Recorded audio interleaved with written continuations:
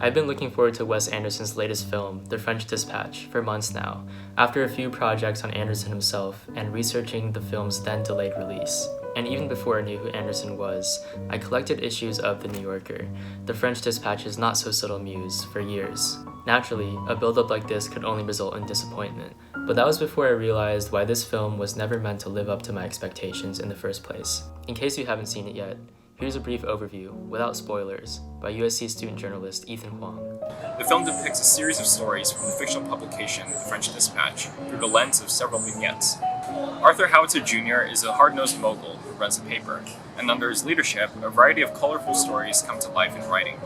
These pieces include a travel section of the fictional French town Ennui, told through postcard-like shots and mild slapstick, an art section about an incarcerated artist and a greedy collector, and a political section interwoven with the romance between two young revolutionaries.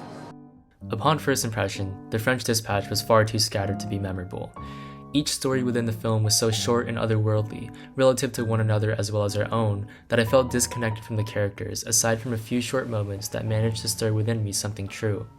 But those moments came and went, leaving me more confused than satisfied once they vanished out of context. Plot aside, The French Dispatch was absolutely stunning to watch, cleverly written, and just about as Wes Anderson as it gets. One standout aspect of the film was the transparency with which they tracked characters from set to set. It was almost as if the entire world took place in a manicured dollhouse rather than a real-life world, a bold style only Anderson himself could truly pull off.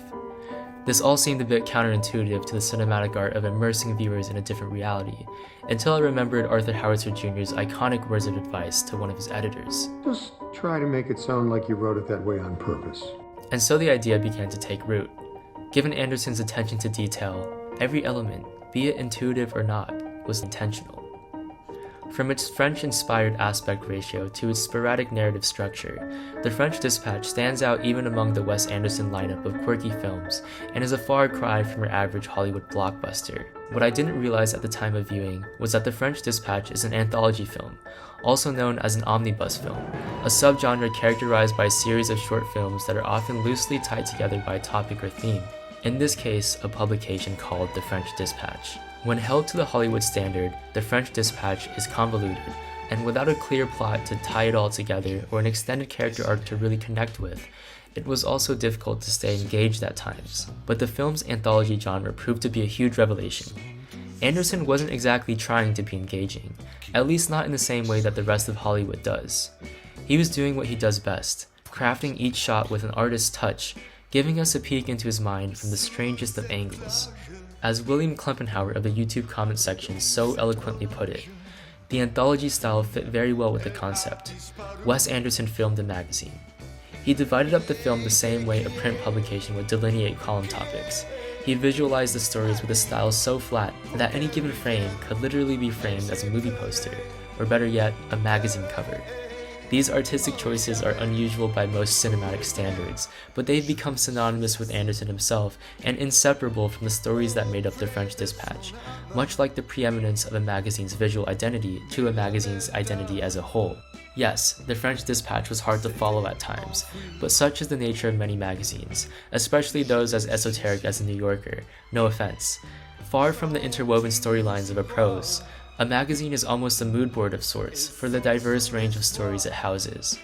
Likewise, The French Dispatch has no clear storyline to draw you in and keep you hooked, but exists purely for your viewing pleasure as you browse through the set of exotic vignettes curated just for you.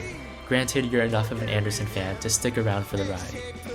In the absence of a character or plot you can truly invest in, Anderson lets the dialogue dance and the cinematography sing in The French Dispatch, where aesthetics take precedence over cohesion. It had been a few days after watching the film that it finally dawned on me.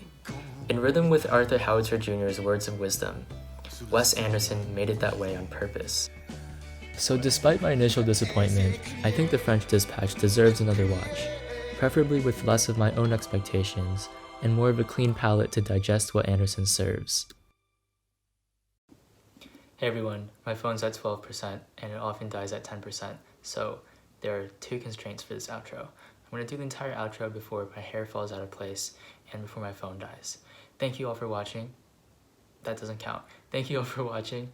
It's really good to be back on YouTube after 6 months focusing on some other things. Rest assured that I will have some content out for you guys soon since I've been working on it in the 6-month time span. I'm really excited to share it with you guys. Don't forget to like, comment, and subscribe, and I hope you all have a very happy holiday season, and I'll see you all very soon. Peace.